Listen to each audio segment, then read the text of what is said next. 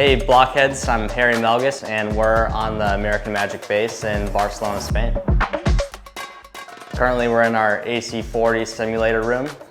This simulator was developed by Team New Zealand and a lot of the cup teams use it to get ready to sail the AC40s and the cup boats.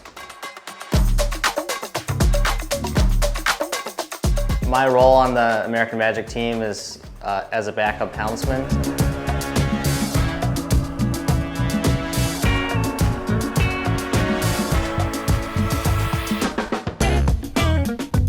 For me, the hardest thing about being a helmsman on an AC40 or an AC75 is being able to make these quick decisions when you also have so many other variables to take care of, whether it's trimming sails or flying the boat or making sure you're at the right angle, going the right speeds. It all comes at you super quick. So I think just getting the mindset of making rapid decisions is very important. That takes a while. The AC40 sim as we see it is pretty much an exact replica of the real boat. We have two Samsung phones and these are helm displays. So one of them will be like a tactical tool for your race course information.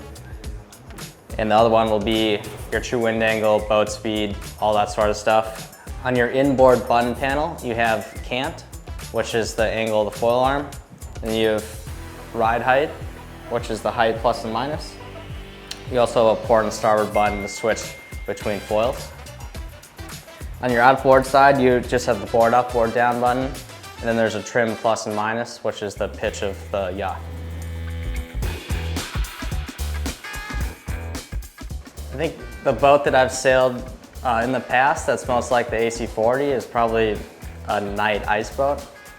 Ice boating is probably the most similar thing that I can compare to sailing the AC40, especially the way that you're sitting in the cockpit, your head's right at the deck level, and just the speeds that you're traveling and the apparent wind angles, it's all quite similar.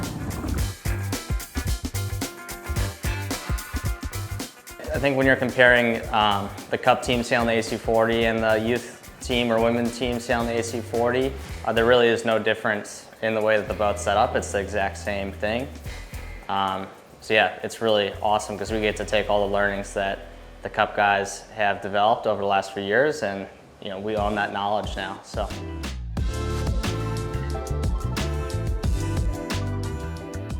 Not being able to see to leeward is definitely a very interesting experience. It's not quite like anything I've done before in sailing. And it's not too difficult, but you just have to develop a certain comms playbook. So you know that you're on the same page, and also you gotta have a really deep trust for the guy that's on the other side, especially when you're racing other boats, because he's counting into a maneuver. Maybe you're attacking on a boat and you're only crossing by 1 or 2 lengths. Like, he needs to be perfect and you gotta trust him. For me, moving to Barcelona, coming from Lake Geneva, Wisconsin, is quite a big transition. I've never lived in the city before, and obviously Barcelona is quite a big city. At first I was quite nervous on how I'd fit in, but it's actually been really awesome. All the people here are amazing, the food's great, it's really fun, and a normal day for me would typically just be coming here to the base and working pretty much all day and then going home and getting ready for the next day. On the weekends we do like to do a lot of cycling and just hang out.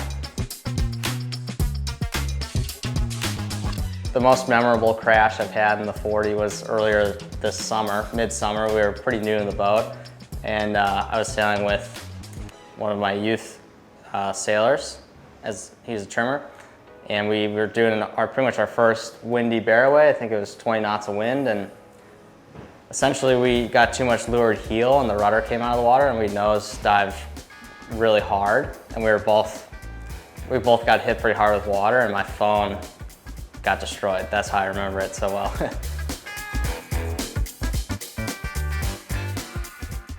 Yeah, I'd say the biggest advice I can give to everyone back at home that are sailing scows or any boat is to really fall in love with the sport and make sure that you enjoy doing it, because ultimately the time that you put in is gonna determine how well you do.